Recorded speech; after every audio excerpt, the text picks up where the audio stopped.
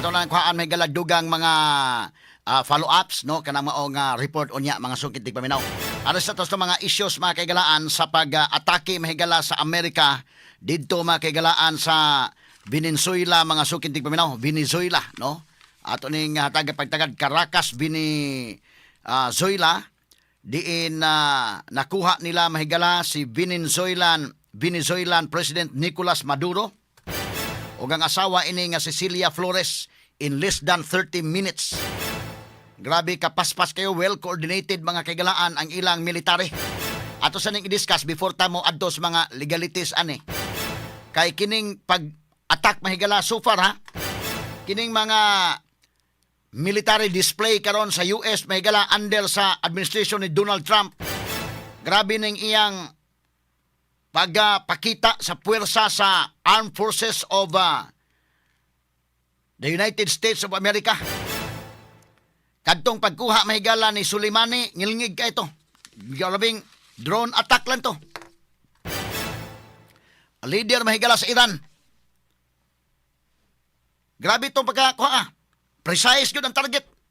Pag naog mahigala gikan sa eroplano, sakay sa vehicle niya, dito na mga convoy pero igo yun. Sa missile attack, pinaagi sa drone. Snappy execution sa US military. Ari sa ta sa ilang execution ha kay before ta mo sa legality. Nining kang Trump nga gihimo. Pagsunod katong Operation Midnight Hammer dito sa Iran, ngilngig sa kayo ang pag-operate mahigala sa US, ginamit ang B-2 bomber mga kaigalaan nga dili ma-detect og radar. Murag mga paniki na ba itong mga eroplanuha daykin? Mudag, bomba, may dagko kay mga bomba. But escorted po to o mga fighter jets. Motong Operation Midnight Hammer. Karon, Operation Absolute Resolve. 150 ka mga fighter jets ang gideploy dito mahigala sa Caracas region, Caracas, Venezuela. Pero grabe ang akong gitanaw ang time elements ba? Kay gisulti man sa ilang military sa US mga sukit tig paminaw. Atol sa gipahigayon nga pag-announce na ni US President Donald Trump sa execution. Pertingil ngiga mga sukit tig paminaw eh.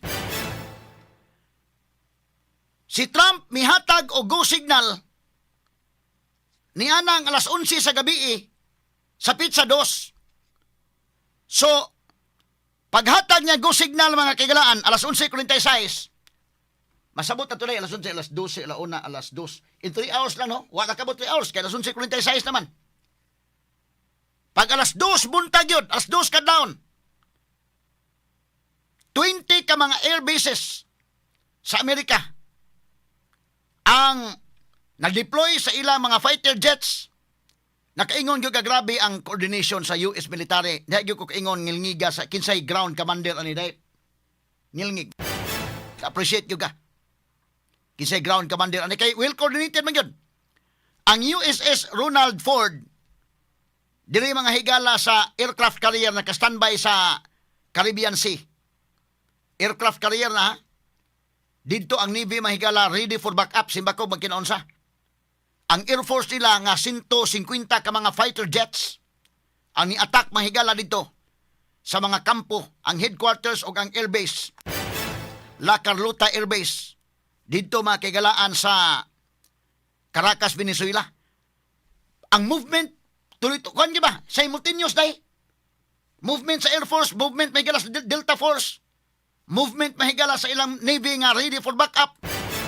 Pertingil ngiga kaingon yung kag sus. Unya, ang ilang mga higalang Black Hawk helicopters o ang ilang Chinook helicopters nga makalupad o ang ilang well-trained pilots nga makalupad mahigala in zero visibility. Zero visibility ha. Well-trained is lang nga bisa pag zero visibility kaya nilang luparon. Unya kay buto-buto naman, wa gyud mabati bisa gamay. Ang ilang Black Hawk helicopters o ang ilang Chinook nga helicopters nga nagda sa Delta Force nga mao'y mukuha mahigala ni President Nicolas Maduro. Nitugpa na sa dito na wa makatugpa gyud sa atop day kay kanang mga Delta Force igo na nimo paduol sa atop kuan naman dayon. Oh. Mura man nang mga kuan kay tangan mo pisi dito na dayon. Ngilngigas movement oy. Paspas kayo. Alas 2 mahigala mura gi-off ang kuan oy. Grabe ka well coordinated. Gi-off mga higala ang murag dunay in charge dito sa Bico paniday bang ang nalay usa ka pisliton ditong paong tibok syudad. Na paong signal jam dayon mga kaigalaan. Dayon tuloy-tuloy na dayon. Di ka kaingon grabe ang coordination mga sungkit tig paminaw. Maka imagine lang ko to pagkuha mahigala ni Basit Usman og ni Marwan dito sa kini Mamasapano Maguindanao porbida ka lack of coordination gito. Ang sa 44 Miguelan na sikwati gid taon. Lack of coordination. Na may military dito, na may campus military wa gid ka back up town. But kini ready ang ilang navy, ready. Kaingon ka grabe sa execution, very snappy execution.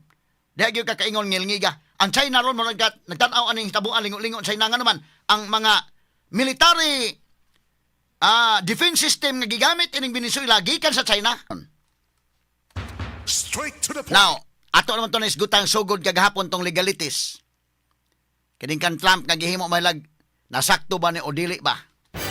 Pero unyan taon dito tiwasog gisgot ng legalities. Unahon to sa ni mahigalang pagkangilngiga na yung pagka-execute. Ang China mahigalang murag tanaw lang China ro murag shocking kay na pala nila. Mana ni issue og statement ang China di gyud sa makakwan. Pag di way mo respond mga higala nga mga countries kining Russia ug China tanaw lang sila. Pwede sa mo issue ng statement. Kundim-kundim na pero wala ko ito magiging day. Ikatawa tala ni mahigala kay kapanaminan taman eh. Kapanaminan taman eh. Muna kong giingon, mukalculate ko tagtaman sa ginhawa ana og kitang Pilipinas og nate ikabangga kay kanarabang ubang mga nasod, mulaban na to na pwede na mulaban na to pinaagi sa ilang mga statements nga mukundim-kundim pero kutob la diha.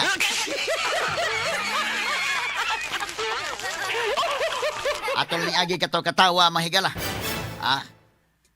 Kining sitwasyon na ron, ang China mga higala kay ila maning alay, in fact kaning China rin ato man kuhag oil dito sa Venezuela. Nagtanaw ang China ron murag kalingo-lingo go sila. O kining nahitabo sa Venezuela mga higala nag-expose kini sa military capability sa China. Straight to the point. Kay kining ilang air defense system, kining ilang mga sensors dito sa ilang armadong kusog sa Venezuela, ang ilang mga gamit gikan sa China. Pero sus Ginoo ko na put off oy. Ratol ang ilang unfortunate wa gyud ka kuan gyud. Ngano man, dungan ba? Alas 2 kadlawon paong ang suga brown out. Pag brown out tibuok Caracas Venezuela wa na karap-karap ng kontra. Unsa man ang karap-karap mo? Unya ang US military, klaro man kay nakita man nila. Kay kini mga higala nga operation mga sukitig paminaw. Hasta ilang mga pilots, ang Delta Force, naa may mga gamit day, mga night visions nga mga da.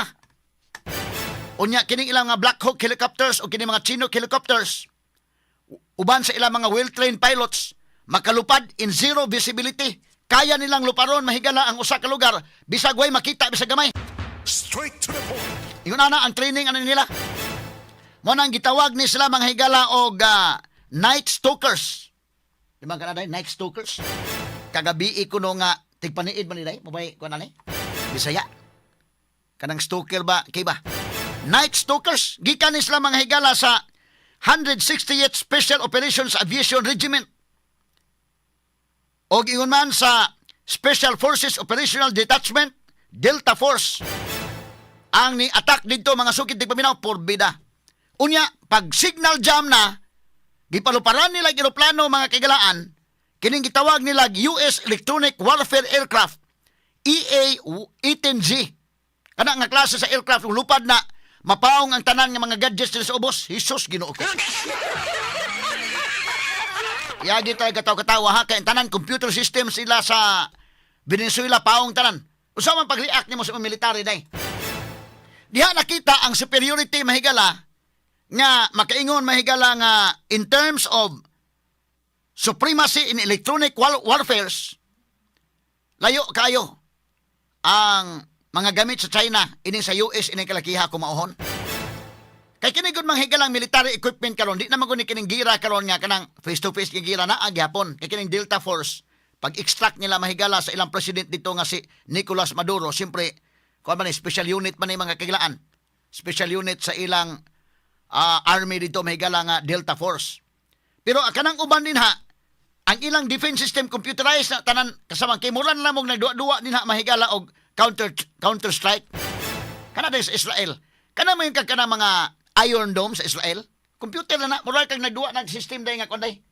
Dunay mo rocket nga mo attack ninyo, sugato ninyo na sa iyon Iron Dome. Computerized tanan. Ang problema na karon kung kanang inyo mga computers og put off na. Muluding na, muluding lang ko to day mapahong tanan. Mo ni nagtabo sa Venezuela, ang mga computer system sa ilang headquarters napaong tanan. Kay gawas mahigalang gigibombahan sila, gipaluparan sila mahigala og US Electronic Warfare Aircraft kining EA-18G. Mo ni lupa dito. Suswa na oy. Zero signal kay di ka chat. Di ka send og message. Wa na, di nakatawag wa na. Unsa man nimo kung ikaw general unsa nimo pagkaman karon? Unsa nimo pagkaman nga wa naman ang inyong communication putol man tanan. Amo to nga gisod na sa Delta Force way nakatabang ang ilang mga military, ang ilang Presidential Security Guards, ang mga PSG. Dito mahigala sa gipuy-an ni Maduro wa magsilbi sa Delta Force nga mo ini attack dito kay kining Delta Force anad sa gira sa gabi na ay mga midnight visions nga mga equipment. Gawas ana wilterin sila sa CQB kining close quarter battles. Straight to the point. Sus, in less than 30 minutes nakuha nila mahigalang presidente ug asawa. Kini mo ay usa ka kuan ba nag-expose sa China nga capability sa ila mahigalang mga equipment sa gubat. Medyo unang-unang China yung saon taman niha murag nalupig taning kalakihang mauhon nida. Ay wa man ma-detect. Pero kung imong tan-awon day kadto bitong Operation Midnight Hammer, wa man sa ma-detect sa mga radar tong mga eroplano nga nang lupa dito sa kwan sa Iran. Kuyaw ni mga gamit ining ilang mga US airplane ha. Kuyaw ni musod ni usa ka country. Di may bawaan nga nakasod sila. Stealth ang ilang mga bombers.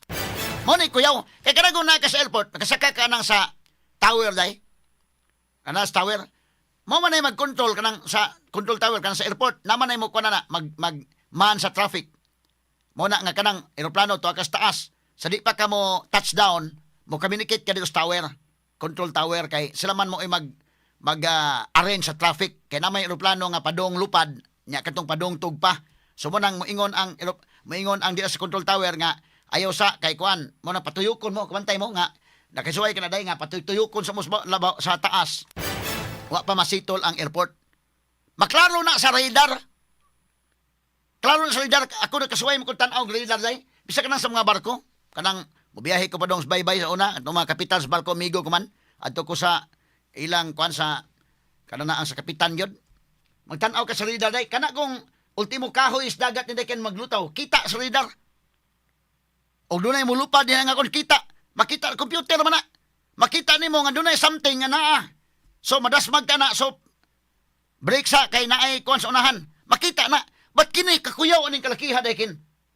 Nga ang mga US military air jets ang ilang mga aircrafts dili man detect sa radar. Straight to the point. Was na kabantay nga nakasuod na.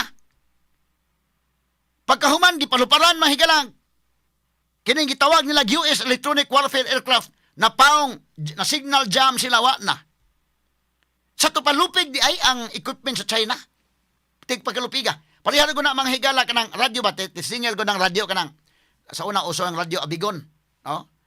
Kanang Abigon nga radyo padulig magnet. Di ba? Dili mo tingog kay. Mula mo sagarat siya na. Kabantay ka na kin.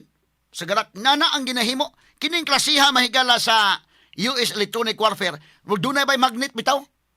Nga, murag radyo ba? Kanang radyo niya, padul mo magnet. Mawagtang ang tingog eh. Malupig siya sa gahom ba, sa power mahigala, electronic wala. Mo ni ginahimo mahigala sa US. Straight to the point. Nya, ang ilang mga aircraft, ang skin sa aircraft na ay mga radar absorbent materials. Special coatings nga mo absorb sa radar energy kaysa mo react, mo nang dili makita kay mo absorb lang. Ikaw mag-duty ka karon, ikaw may duty karon dakin. Pag duty nimo tan-aw kas computer nimo, wala may nisod. Kay kadagong radar mga higala, kita mo ko ng radar kasud man ko anang sa monitoring so di ko lang isulti tanan ang kuan na kay security man. Ultimo langgam nga mulupad makita sa radar day. Nga nailanggam nga nisod sa atong teritoryo. Makita. Pagkini, labaw pa mas langgam nimo kay eroplano nang sod hindi makita nimo kay ni absorb mahigala ang kuan. Kuyawan no di ma-detect sa radar. Mao ni butang mahigala nga murag lingo-lingo tan-aw karon kay Putin ron murag lingo-lingo na si Putin o kini si Jinping na. Pero kini China numayon pa nimdag pangupya hinoon. Panahon na China usaon kani ha, pangitaan tanig pamaagi ha. Nga ma-counter tani. On China ni issue sa statement ani mahigala nga medyo wasa kauyon ining gibuhat sa Amerika dito sa Venezuela. Pero usa ka butang ini nag-expose ni murag makauulaw sa ni na part mahigala sa China nga ang ilang mga equipment, military assets. Military equipment kay kining ilang fragile kayo. Fragile kayo ang Chinese air defense system kung i-confront kini og mas powerful nga magnetic, powerful nga electronic warfare mahigala. Di magsilbi kining maong mga klasiha day mga sukit di paminaw sa mga equipment. Straight to the point. Mao na Roy, usa ka butang nga makaingon ka grabe ang kuan ba? Ang coordination. Alas 4:30, mga alas 4:29, si President Nicolas Maduro o ingon man ang asawa nga Cecilia Flores didto na sa USS aircraft carrier. Paspasa na in 2 hours and a half didto na sa Caribbean Sea. Nakagawas na sa ilang airspace sa Venezuela mahigala. O sa Baguio pa na, nakagawas na sa Venezuela, nakagawas sa SPAR, nagawas na sa Philippine Area of Responsibility, nigawas na sa Venezuela Area of Responsibility in 2 hours and a half. Ngilngiga, mo na may execution sa US military, inana sa ka-powerful. Pero ang pangutana, kini nga power, gamito nimo isip sa saktong pagkagamit. Kay mingon ka may galag, pulis sa tibok kalibutan, kini mo nga Amerika mo ay pulis tibok kalibutan. Dili ang ICC, kung may capability ng ICC day. Na ay korte dito mahigala pero wa gyud sila mga pulis na kining Amerika may gamhanan kini. Hasta ni mahigalang Russia mga gamhanan ni kining China. Kining 5 members sa UN Security Council, ang France ug ang Great Britain. Oni mga gamhanan nga mga nasod. Pero mao lagi na mga kagilaan nga kining kamong mga gamhanan niya ayuhan ninyo paggamit ninyong gahom kay lisod ba sa kayo og mayatak-yatakan ning mga katungod sa uban. Straight to the point. Pero mao lagi ni kini mga higalang hitabo aron depende man asa ka karon laban. Kay kini si Trump god mga higala do na may nasuko ni Trump, do na po nilaban ni Trump. Daghan man, do na mga higalay lagot gyud Trump, do na po yung mga laban. So kining gibuhat niya mahigala sa Venezuela president sa ako nang giingon. Og katong suko ni Trump ingon sayop na niyang gihimo. Kay wa man ay authority gikan sa Congress. Pero kadto mahigalang laban ni Trump moingon sakto na kay law enforcement man na. Doon na may kaso na si Maduro sa Amerika sa narco-terrorism case. So kining amo dili man kay kanang kinahanglan ta og kinahanglan ta approval sa Congress, kinahanglan ta og kinini ang authority from Congress, kumusod ta gira, di man gira ang isudlan, law enforcement naman Straight to the point. Medyo makalusot sa Trump ang napita, pero sunod nga pangutana ni ron, kana bang warrant of arrest sa US? Kaya dito man sa Amerika nga dunay warrant of arrest mahigala kini si President Nicolas Maduro o ang iyang asawa gumikan sa narco-terrorism case. Ang question na ron, mahimo ba nang ma-implement dito sa lugar nga dili na under sa jurisdiction sa Amerika? Straight to the point. Dakong hisgutanan kini sa international law. Ha? Mahimo ba? Kay kining hitabo ang mga sukid di paminaw. Og doon na mga higalay kaso sa Amerika, ang Amerika mo coordinate sa nasod nga naa diha. Kamoy dakop anang tawhana. I-turn over lang na namo diri kay naman ay kaso diri. Mo ni nahitabo mga kaigalaan sa duha ka mga terorista nga si Basit Osman ug si Marwan. Kinumdum mo? Si Marwan ug si Basit Osman, mga terrorist kini nga dunay kaso sa Amerika. In fact, ang US pila ka milyon ang gibutang sa ulo ani. Nga kinsay makakuha ani, makalid sa ilang whereabouts, muhatag sila US dollars na ay patong sa ulo. Gimonitor niya sa Amerika, pag monitor sa Amerika, naaman sa Pilipinas. Wala mga higala ang US military ni Sud sa Pilipinas aron nga sila mukuha.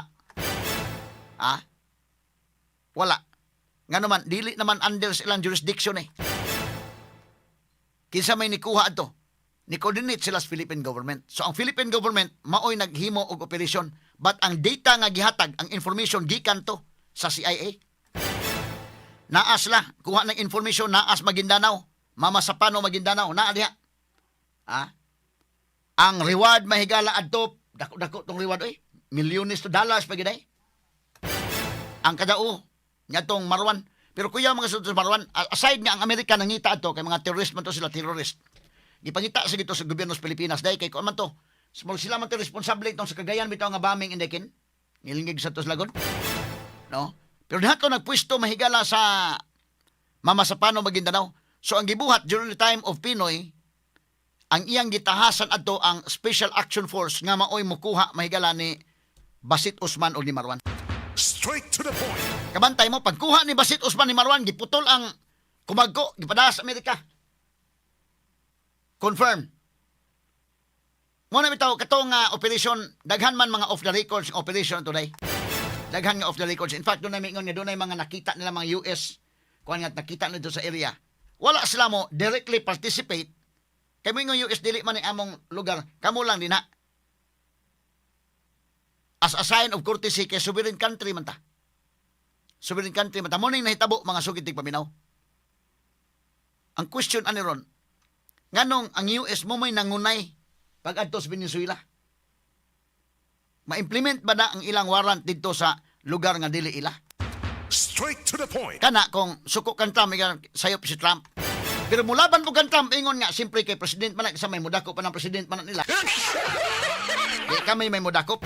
Ikaduha, during the time of Barack Obama, pagkuha ni Osama Bin Laden day, kisa may nikuha ni Osama Bin Laden, dito mo sa Pakistan, ang Pakistani ba mo nikuha, dili, US. Kinsa man nga, kuan, Navy SEAL sa US may nikuha. So naagitubag pirmi si Trump. Kung panalitan, iduot si Trump, mahigala Mr. Trump, oh. Nisuod mi sa laing country, dili na American soil.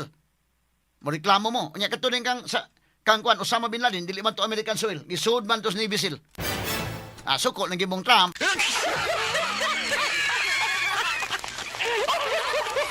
Hindi mahigala, pros and cons atong matimbang-timbang. Maingon nga, katubitang sa Iran, na-issue man Trump atong sa Iran, pero nahilo mo na.